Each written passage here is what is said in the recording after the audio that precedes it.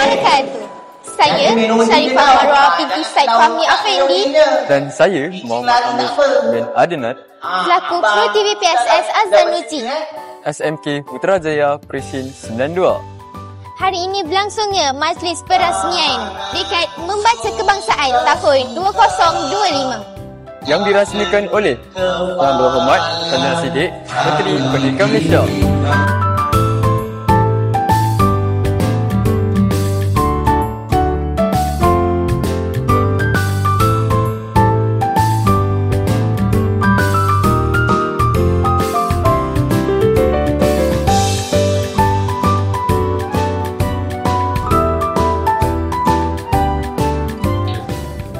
Antara pengisian program termasuk bicara karya agung, program telaah yang akan disampaikan oleh Dr. Anwar Ridwan serta aktiviti baca 10 minit yang diadakan secara serentak. Selain itu, majlis turut diserikan dengan nyanyian lagu Negaraku, ikrar rukun negara, bacaan doa serta gimik pelancaran Dekad Membaca Kebangsaan 2025.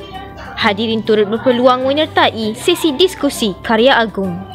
Antara pengisian program ialah program didik hibur yang diadakan di Dewan Seminar, pameran majalah murid dataran terbuka serta pameran majalah guru di Pusat Sumber Sekolah Azzanuji. Kini bersama saya yang berusaha Dr. Hazami Jahari, Ketua Pengarah Dewan Bahasa dan Pustaka DBP sejak tahun 2023. Bagaimanakah DBP membantu menggalakkan masyarakat terutama murid untuk minat membaca? Okey, yang pertamanya kita memang menggalakkan masyarakat membaca sebagai satu sumber untuk kita membina keilmuan dan untuk pelajar sekolah ataupun generasi muda. DBP memang kita ada program yang kita namakan Dekad Membaca Kebangsaan, yang mana dalam dekad ini kita menggalakkan, menyediakan sejumlah kegiatan yang terancang. Maka dalam program Dekad Bahasa Kebangsaan itu kita telah susun pelbagai kegiatan. Peranan DBP yang pertama, menggalakkan budaya membaca melalui penyediaan bahan bacaan yang berkualiti, bermutu tinggi. Keduanya, kami mengadakan kegiatan khusus untuk pelajar, terutamanya untuk menggunakan majalah dalam kelas untuk tujuan pembelajaran dan sekaligus menggalakkan pembelajaran. Sebab itu kita ada program MDK, menjalah dalam kelas di seluruh negara, yang mana kita khusus kepada pelajar ataupun murid sekolah.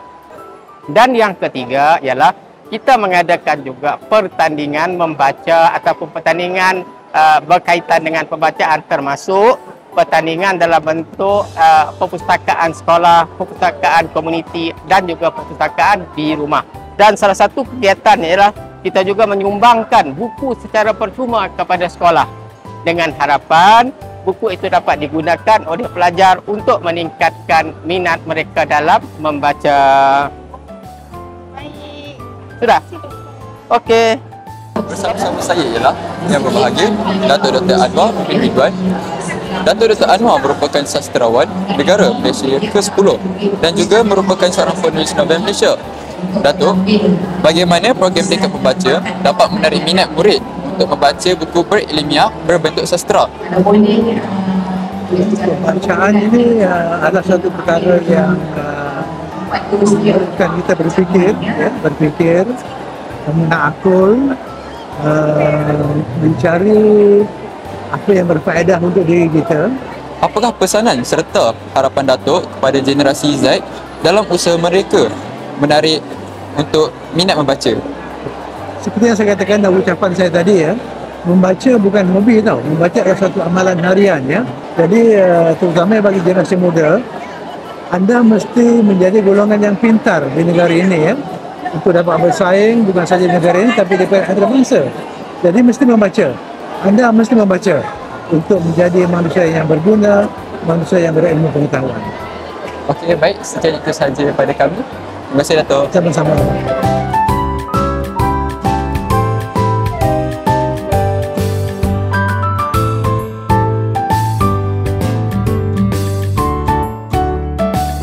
Itu sahaja sahaja daripada kami.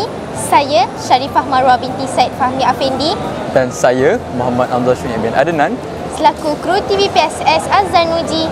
SMK Putrajaya Presin 92. Berjumpa lagi kita di video akan datang. Bye. Bye-bye.